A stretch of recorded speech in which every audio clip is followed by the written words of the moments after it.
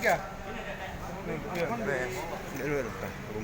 Pada hari ini kita melakukan penertiban khususnya para pelajar dan ASN di mal-mal dan pusat-pusat keramaian.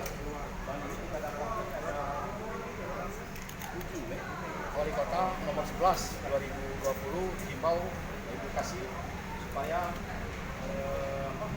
pelajar dan ASN tidak berkeliaran pada jam-jam seperti ini. Kita bawa bayang SMP-nya. Sudah tadi di mobil. Kawan-kawan itu himbau edukasi lagi jangan berkeliaran di jam-jam seperti ini. Karena sesuai dengan ini surat edaran Wali Kota sudah sampai. SMP kita tadi. Makassar. Data deh. Sudah balik ya. Oke. Kita langsung tanda.